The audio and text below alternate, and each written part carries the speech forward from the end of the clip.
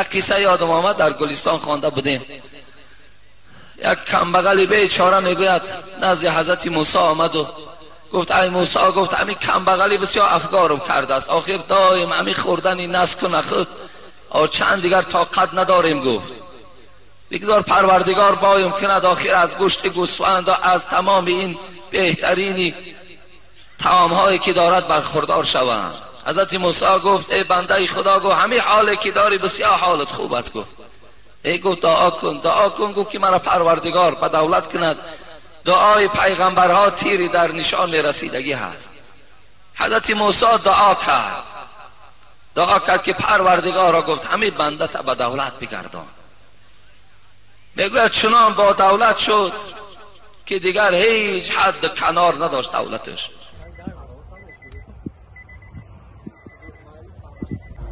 ай граница омадем ҳоя сухан кушеринар. салому алайкум бародаро. касе ки граница перескат каданем иними акара тавсия мекунем, чиста гарантия соқ саломат иншоаллоҳ ҳар якетона мерасонам.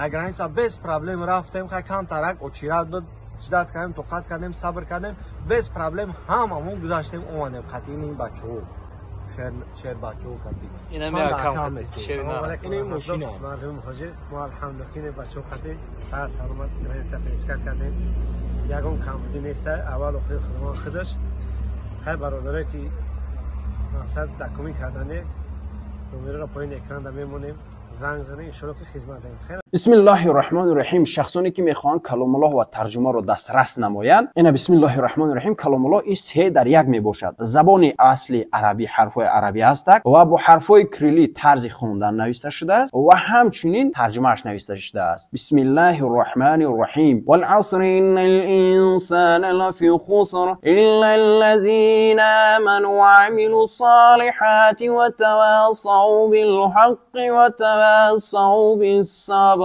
قسم به زمان که همان آدمین در زیان است. چگونه که میبینی با حرفهای عربی هم نوشته شده است. برای زکس کردن رقم ها در شبکه پروفیل میشود یا اینکه در کامنتاری پلوس نویسید و تمام جای ها دستفکه میکنیم. صدق الله العظیم. از بین یک 3-4 سال گذشت، این برادر در آخر از ما طلب کرد از دعا کن که دابلا من بای شوم. کسی بود از خیلی از من دعای حضرت موسی را بین و این حال این مرد ببین چی شده است. برای من دعا میکنم که خدا ترا رزق کفایت کننده دهد. از من 3 سال گذشت، میگوید حضرت موسی با یک قشلاقی گذر میکند که مردم زیاد جمع شدن. گفتن اینجا چی معرکه هست؟ یک آدم گفت در دار میکشند. در دار میکشند؟ بله. کی است این آدم؟ این آدم یک آدم بیچاره گدا بود. نزد حضرت موسی رفت دعا کردن، اون چه پیغمبرها را نمیشناختند مردم. نزد حضرت موسی رفت، حضرت موسی در حقش دعا کرد، به دولت شد. بعد که دولت و سهولت زیاد پیدا کرد، در حال دستی به زنا زد، عرق نوشی کرد و زنا کرد. در بالای زناش دستگیریش کردن، امروز حکمی به دارش دادن. آی بایی هر کس هم نمی پروره. خداوند میداند که کی را بای کند، کی را کم بغل کند. همه جسم ما را میداند که تا چه اندازه ما تاباوریم. آیا همین جسم ما تاباوری بایی دارد یا ندارد؟ و الله میداند اینه. بعدا حضرت موسی بسیار غمگین شد، نگاه کرد که این مرد را که دعا داده بود برداشتن و در گردنش بنده و در دار کشیدنش. غمگین شد.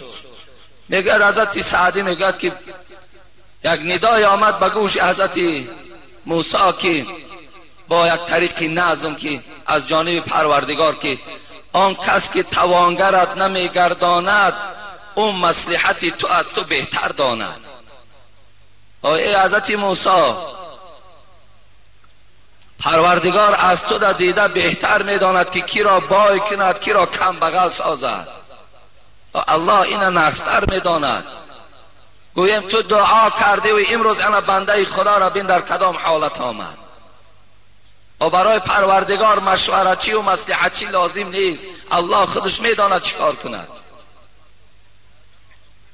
در دوام گفت گربه مسکین اگر پر داشتی، تخم گنجشک از زمین برداشتی.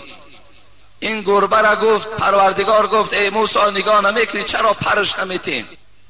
این پر ندارد، با بازمی بی پریه که هستی دارد در زمین گویم که گنجش که از داشته میگیرد. وقتی اگر این را ما پر میدادیم در آسمان دیگر پرنده نمیماند.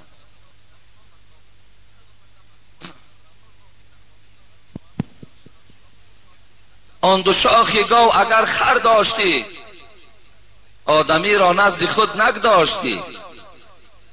اگر ای موسی این خرابی با این به شاخیش آدم نمیماند نزدیک شود. اگر باز دو شاخ دیگرش میدادیم از پیشم هجوم به آدم میکرد از پسم به پایهاش میزد. برای همین پروردگار هر یک چیز میداند که چی گونه آفرد.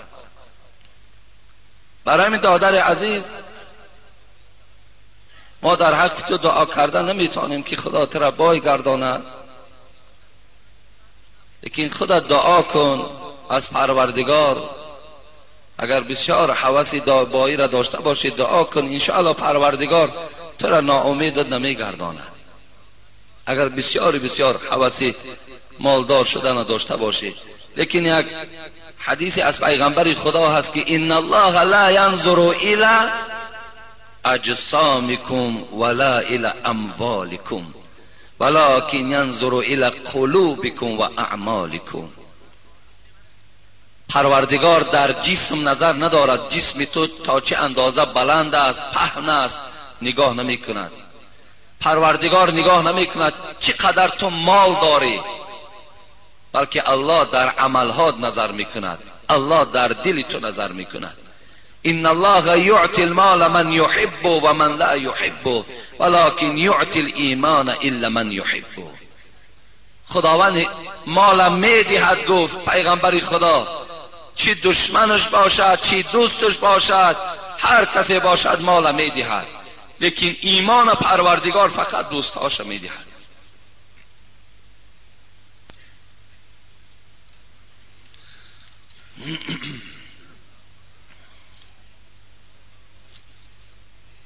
السلام علیکم اکای دوملا، چند سوال دارم. یکم، بعد گرانیدن مرده دلیل میمانند برای مرده، این جایز است یا نه؟ جایز نیست.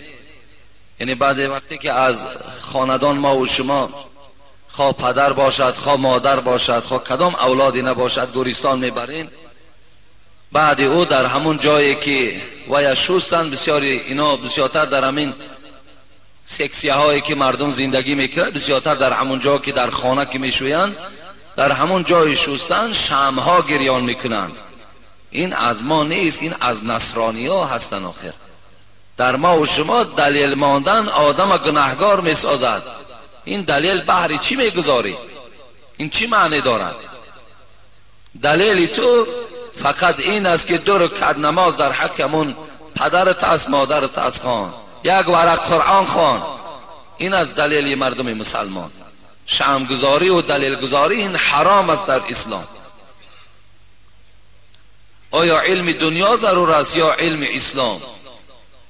و ما گفته بودیم که علم دنیا هم علم خدا هست، علم آخرت هم علم خدا هست، همش علم خدا هست، هر دوش ضرور است. رسول اکرم صلی الله علیه و سلم گفتند خیرکم من تعلم القرآن و علمه، بهترین شما آن کسی است که قرآن میخواند و قرآن با دیگرها تعلیم میدهد. لیکن در داخل قرآن ما علم دنیا هم وجود دارد. مردم به علم دنیا پروردگار میخواند. از این خاطر این سوالهای دیگر علم دنیا باید در بین مردم ما دیگر هیچ وقت صدا ندهد که علم دنیا گویا که علم نادرکار باشد. باور کنید این خیلی پس بودن ما و شما را نشان میدهد، تحقیر کردن همین دین اسلام را نشان میدهد. کسی که گوید علم دنیا این علم بیکاره و علم باطل و علم کافر است، این گونه سخنها میگفتند. با یک آدم خیلی گویم با سواد وقتی که یک جا نشستیم وی گفت که من شرط نیست نامهاشو نگیرم. من از فلان آدم ناراضی هستم. گفتم برای چی ناراضی؟ گفت وای باره، وای ملا بوده است، باره گفت با یک انسان نگاه کردم که با زبان روسی سخن میرانه. گفتم با زبان روسی سخن راندن این ثواب است، زبان دانستن این ثواب است. گفتن نه. گفتم بلکه زبان دوزخی ها گفتن زبان روسی هست. این در یگان پارچه همین کتاب فارسی خوانده است، اون کدام دشمن اسلام نویسانده است، این بیچاره برای خودش دلیل کرده گشته است که زبان روسی را دانستن گناهگار می شود آدم. امروز هم ما و شما قریب که سفری به دولت های روسیه داریم. اگر زبان همون دانی تو، آیا برای تو کارت سبک نمی شود؟ او برای چی گفتن که زباندانی جهاندانی است؟ اگر امروز شما حج می روین به مکه مکرمه، اگر زبان عربی را دانین میدانین چقدر سبکی برای شما می شود. امروز باید ما و شما تبلیغ کنیم، فرزندهامون تمام شرایطاشون مهیا گردانیم که امروز زبان عربی، زبان انگلیسی، زبان تاجیکی و زبان روسی را از خود کنند. حتمی و ضرور است. اینا به نهایت ضرورند و در این مسئله خیلی کوشش کننده باشیم. اگر خواهیم همه شما، من باوری دارم که همه شما امید داریم که فردا از همین بچه هایی که داریم راحت بینین. اگر خواهید که راحتی بچه هاتون نبینین، امروز در خواندن اونا بسیار با دقت باشین، بسیار با دقت باشین. همه آن چیزی که برای او مکتب او گرفتن علم دنیای او ضرور است تأمین کنین. حضرت مولوی رومی خدا رحمتش کنه گفت گر حال نیک خواهی فرزند را همیشه، آموزش ای برادر قرآن و خط و پیشه. میخوای که حال فرزندت خوب شود، میخوای که همین بچه تو از تلبیدن و از خار و ذلیل و از گویم یک کارگر عادی که در دست ملت های دیگر کار میکند خلاص شود. میخوای گفت اگر خواهی که بچه تو از این گونه حالت های وزمین خلاص شود و خدمتگاری در تو شود، گویم زندگی تو را پیش می بردگی شود، فرزند سه چیز آموز: قرآن و خط و پیشه. قرآن خوانش کن، بعدا خط خوانش کن، یعنی مکتب خوانش کن، پیشه که یگان کسب را بیاموزش، یک کسب را برای او بیاموزان، چی کسبی که نباشد. در دوام گفتن زیرا که پیشه باید روزی که کار افتد، چون پیشه نداند بیل و کلند و تیشه. گفتن پیشه را بیاموز بچه تا، یگان کسب برای او بیاموزان، مهنت کن. اگر مادام مهنت نکردی و بچه را کسب ناموختی، این حالت در دستی او بیل و کلند و تیشه دی.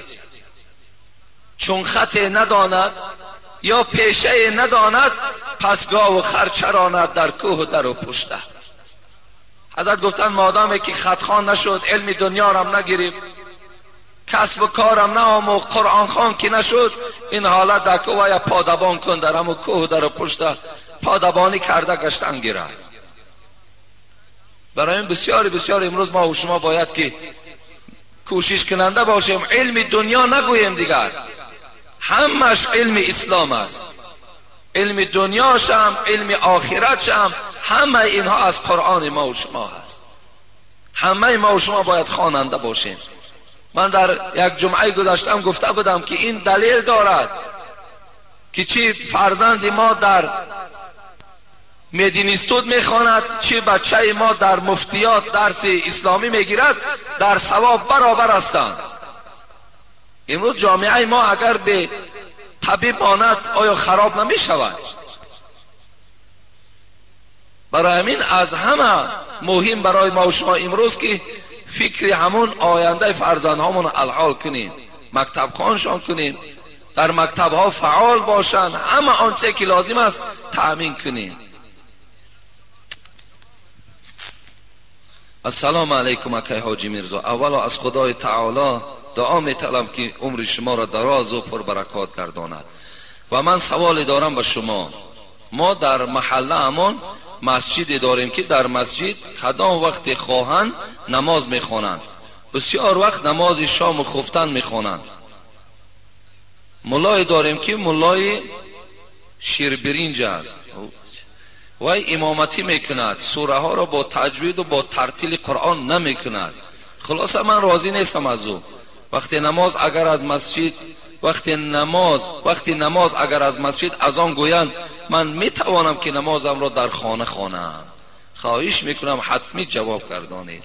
البته مثال اگر پیشوایی که گویم که آیت های قرآن درست نخوانند، آخی پیشوایی افسوس که امروز برای پیشوایی مردم تلاش دارن و لیکن برای آن مسئولیتی که امام دارد و حس نمی کنند. تلاش برای ملا امامی دارند، میخواهند که ملا امام شوند، میخواهند که مردم همچه بابای ملا گفته حرمتش کنه و لیکن بیچاره خواهش نداره که علم گیرد. و تو همه وقت اگر خواهی که تو را بابای ملا گفته و این محراب تسلیمت کنند، تو علم آموز، تو قرآن با درست خوان، درستتر خوان، از علم آگاه شو، میلش آکه محراب نصیبت کند. لیکن وقتی که میبینی بعد رمضان نزدیک شد، بعد یکی ملاها از هر جانب پیدا شدن میگیرن. برای همین میبینیم که کدامش نادرست میخواند، کسی غلط و خطای او را گرفته میتواند از پس او نماز خواندن درست نمیشود. برای همین شما در خانه نه بلکه در دیگر مسجد رفته نماز تا نخوانید.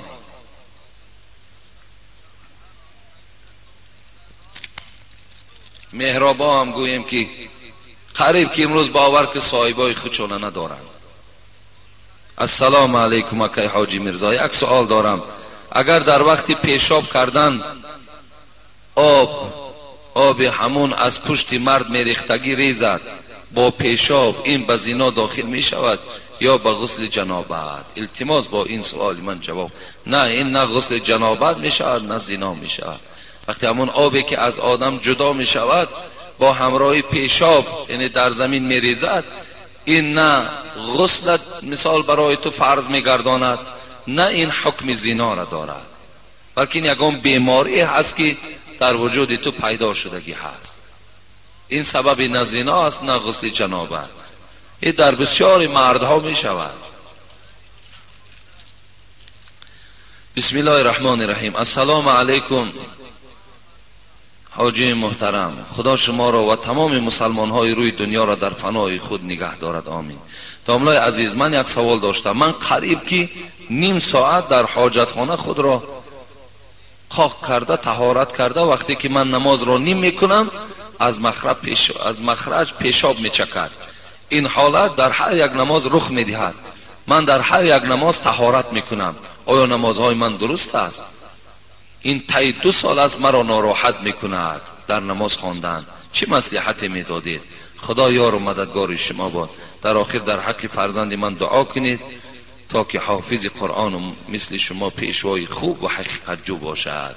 یعنی این برادری که بیمار است، این سلسل باول میگویند، یعنی همیشه پیشابش میریزد، اینا در هر یک نماز طهارت نو میکنن. اگرچه در وقت همون نماز خواندن هم که چکیدن که گرفت، تو نماز تا خواندن بگیر نمازی تو درست است. این وضوی معذور میگویند، یعنی طهارتی که عذرناک هست. و این خاطر اجازت است که در همون حالت نماز هم که اگر پیشابش چکیدن هم که گیرد، نماز تا خواندن بگیر، نمازی تو درست می شود. خدا فرزند تو را حافظ قرآن و عمل کننده در قرآن گرداند، آمین و رب العالمین. سوالای زیاد موندن. السلام علیکم داملای شیرین سخن حاجی میرزا، شما فخر تاجیکستان ما هستید، خدا نگهبانتون باشد. ما یک گروه دانشجویان دانشگاه شهر قرغان تپه هستیم. ما از شما پیش از همه دعا خواهانیم تا که خداوند سبب گرداند دعای شما را و شفاعت کند ما را. و سوالی داریم به شما. شبانه پیش از خواب مستحب داشته باشی و آن شب به حاجتخانه نارفته خواب کنی. سحر از خواب خسته طهارت دست و روی بکنی، نماز خواندن، جنازه خواندن، خواندن قرآن و غیره جایز هست یا نه؟ خواهش میکنم با سوال ما جواب گردانید و دعای خیر در حق ما کنید. این برادرای دانشجوهای قرآن تیفه بوده است و گفتن که شب مستحب میکنی. خیلی با دقت باشین، همین مسئله را یک بار دیگر برداشته بودیم. شب طهارت کردین، مستحب کردین، آنچه که در وجود شما بود دور کردین، یعنی خلاص پای به طهارت خواب کردین، یا اگر طهارت هم که نداشته باشین مستحب کرده خواب کردین. سحر وقتی از خواب بیدار شدین، شما دیگر میل اگر به حاجت خانه نداشته باشین شرط نیست که دیگر استنجا کنین، شرط نیست، فقط دست رو کنین، رفته نمازاتان هر عبادتی که از خواندن گیرین جایز می شود. فهمیدین؟ فقط استنجا را در حالت کنید که از پیش و پس چیزی براید، غیر باد. اگر بادم که براید این حالت ده استنجا شرط نیست، استنجا شرط نیست، فقط طهارتی دست رو کنید. با برآمدن باد استنجای شما نمیشکند، لیکن طهارتی دست رو کنید. دست رو گفته باقی مانده اعضاهایی که دست روی و دیگر هست، پای و همش شویه. همین مسئله رو خیلی با دقت باشه. همون عبارای مختصر الاستنجاء من کل حدث غیر النوم و ریح. ببین استنجا را کنین در همه حالت مگر در دو حالت، بعد خواب یا بعد برآمدن باد. شما استنجا نکنید گفتن. مقصد الحال شما جمعه را میخوانید طهارت دارین، میرین خواب میکنین، خواب که کردین برای نماز عصر باید چیکار کنید؟ وقتی اگر حاجت خانه که نرفتی باز یک دست رو کو برای خاطر خوابت برده بود، یک دست روی دیگر کن آمدن نماز خواندن بگیر. شرط نیست که دیگر تو بین پات شویی، شرط نیست، لازم هم نیست، حاجت هم نیست. یا بعد مثال جمعه اگر باد شما برآمد برای نماز عصر آمدن یک دست رو کنین بس، دیگر استنجا نکنین.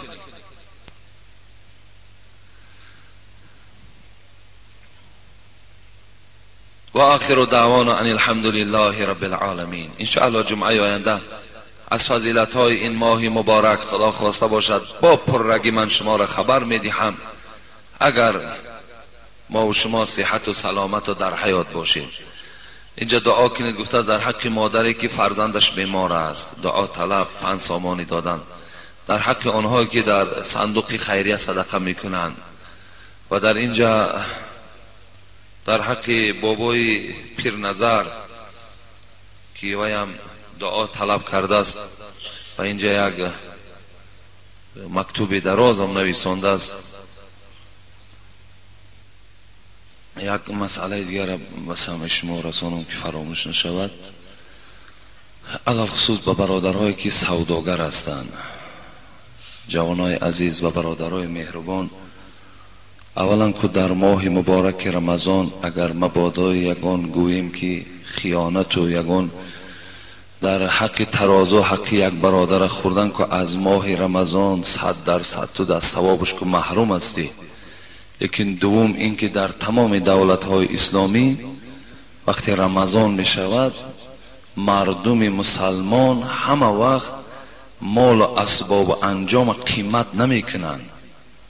هیچ وقت ارزش گوشت و ارزش روغن و دیگر چیزهایی را که مردم به او احتیاج دارد باید بلند نمی بردارند مگر در همین ملک ما و شما که ماه رمضان شد مردم می داند که اکنون می خرند بازم این تاجایی که ارزان کند که برادر مسلمانش روزدار است استفاده برد، برعکس نرخ او را در بلند می بردد.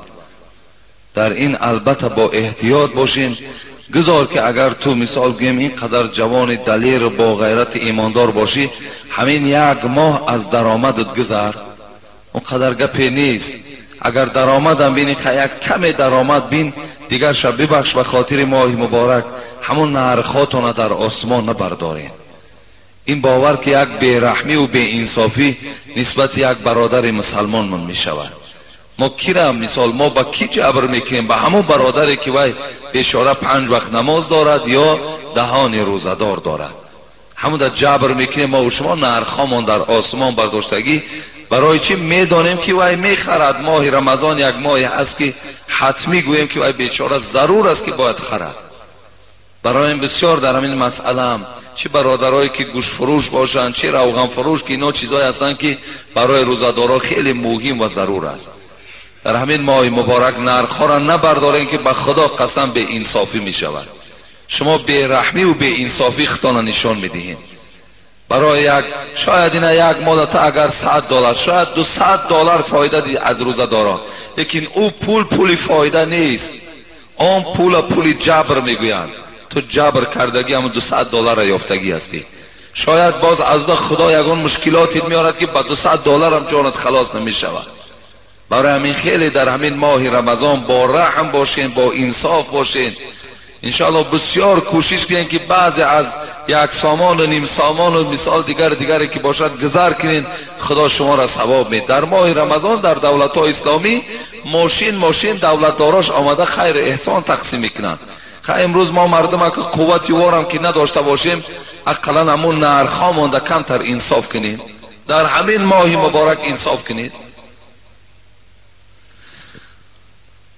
لا اله الا الله وحده لا شريك له، له الملك وله الحمد يحيي ويميت وهو حي لا يموت بيده الخير وهو على كل شيء قدير. خداوند خاتمه کار همه ما بندگانش را به خیر بگرداند و تا جمعه دیگر خدا این جمعیت ما را در حفظ امانش نگه دارد. آمین و رب العالمین. مرحمت.